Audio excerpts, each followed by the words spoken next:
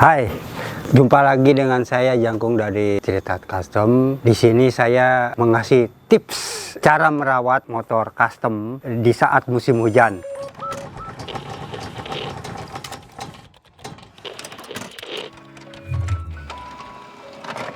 Di sini saya mengasih tips supaya motor custom tuh di musim hujan itu tetap mulus, dan di saat kita pakai di musim hujan pun juga enak. Setiap motor habis dipakai di musim hujan, apalagi sekarang ini hampir setiap hari hujan deras. Kalau kita lagi berpergian pakai motor custom, ya hujan itu lebih parah. Airnya itu mengandung kayak semacam air asin. Jadi untuk motor custom ini rawan karat, makanya begitu setelah dipakai di musim hujan langsung kita bersihkan, jangan ditunda-tunda untuk menghindari karatan. Setelah pakai itu harus disiram dengan air bersih, paling tidaknya ya pakai sampo supaya kotorannya itu langsung menghilang. Setelah disiram, yang perlu kita perhatikan tuh yang paling rawan di daerah kotoran di sela-sela sini nih, ya seperti ini itu kalau disiram dia akan rontok di sela-sela, terutama di sini bawah mesin ini rawan kotoran yang menempel.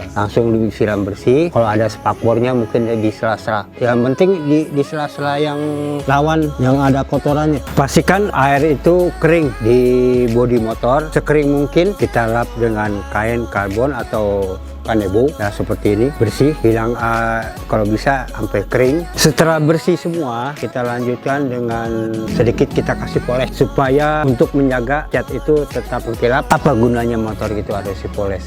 Tentunya motor kita mengkilap dong. Ya seperti ini, itu dia gunanya poles, untuk menghindari matahari langsung dan motor kita mengkilap. Untuk kita perhatikan lagi di bagian karet ban, kalau kita habis dicuci, mungkin kalau nggak kita gunakan tuh pakai semir ban. Nah, itu bagian karet untuk menghindari ban itu rusak, pecah karena aspal lama sinar matahari langsung. Ban itu kalau nggak dikasih semir ban itu dia akan pecah. Yang lebih penting lagi tuh di bagian jari-jari itu rawan karat kalau kena air hujan. Setelah kita bersihkan kering, untuk menghindari kotoran nempel di jari-jari, setelah bersih kita olesin minyak, karena di saat kita pakai di musim hujan dan kotoran itu nempel. Kenapa kita olesi dengan minyak? Jadi nggak langsung ke jari-jari, jadi kotoran itu nempel ke minyak, gampang kita bersihkannya. Kalau nggak dipakai minyak, bersihkannya agak sedikit susah. Kalau pakai minyak, kotoran tuh nempel ke minyak, jadi untuk mudah dibersihkan.